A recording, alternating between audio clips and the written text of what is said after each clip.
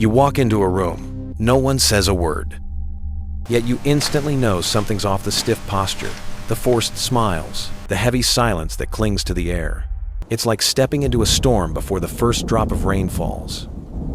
Most people brush it off, telling themselves, "I'm overthinking." But deep down, you know it's not imagination. You can feel emotions before they're spoken. You notice what others miss: the tension behind polite words, the weariness behind a cheerful tone, the flicker of sadness in someone's eyes. This isn't a superpower. It's a sign of something far more valuable: emotional intelligence. And while many people chase IQ scores and academic achievements, the real difference between people who thrive in relationships, leadership, and even happiness often comes down to this hidden ability. In today's video, we'll uncover 7 psychological signs that reveal you might have a higher level of emotional intelligence than you think. When people hear emotional intelligence, many imagine someone overly sensitive, swayed by every feeling. But that's a misunderstanding. True emotional intelligence is not about drowning in emotions. It's about navigating them with clarity. Psychologists define it as the ability to recognize, understand, and manage your own emotions, while also being able to recognize and influence the emotions of others. Think of it as a compass for human interaction. Without it, even the smartest person can get lost, snapping in anger, misreading signals, or damaging relationships they never meant to harm. Research has shown that EQ often predicts long-term success more reliably than IQ. Why? Because life rarely tests you with equations. It tests you with people. A colleague who criticizes you in a meeting. A friend who suddenly withdraws. A partner whose silence speaks louder than words.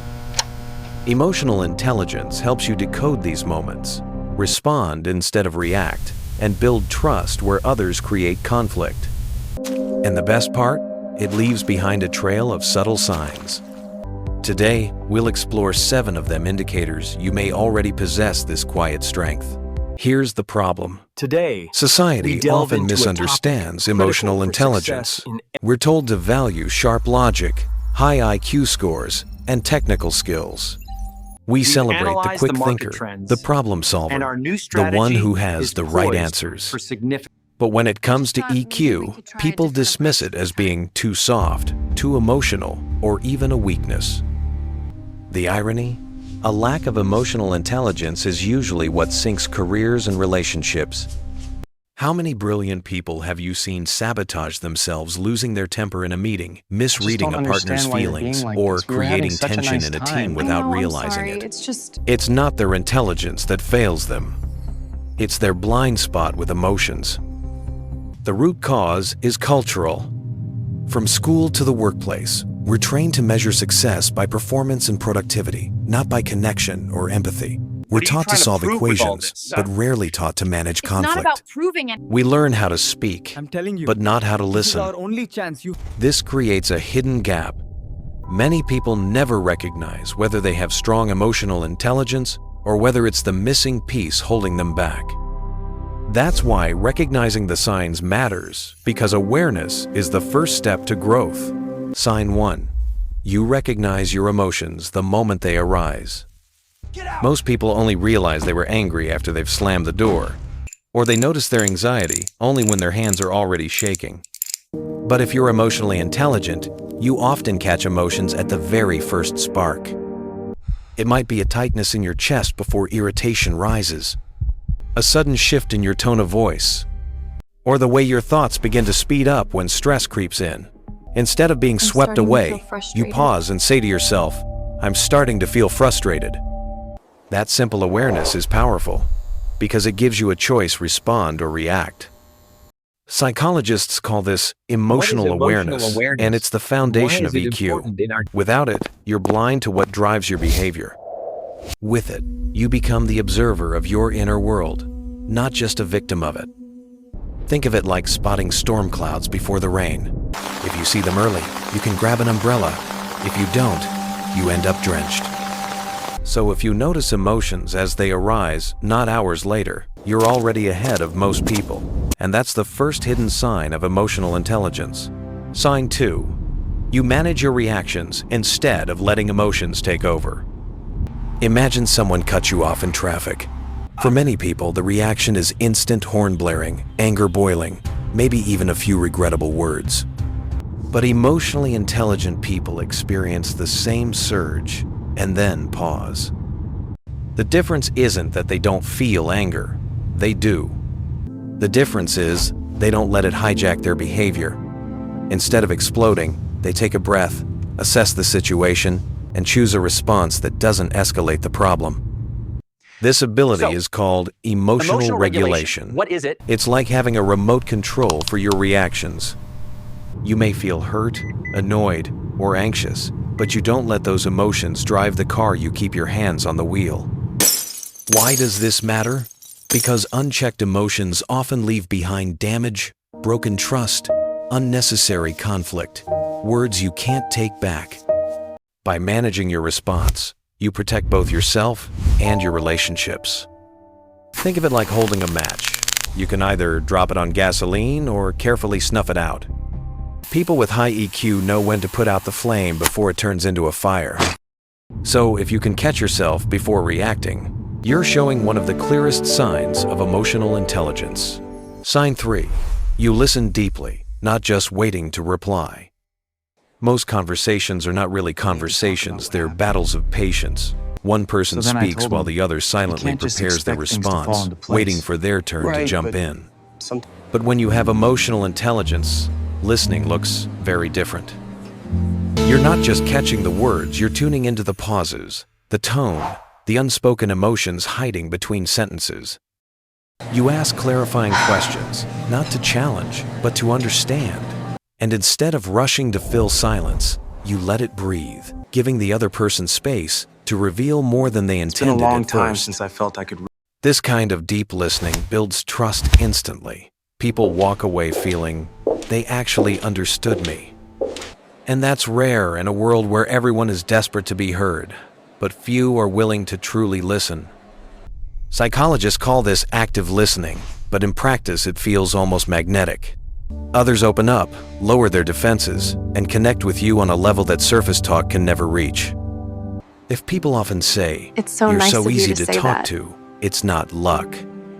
It's a clear sign that your EQ is higher than average. Sign 4. You easily put yourself in someone else's shoes. Empathy. Think back to a time when a friend told you they were fine, but you knew they weren't. You noticed the drop in their tone, the forced smile, the heaviness in their eyes.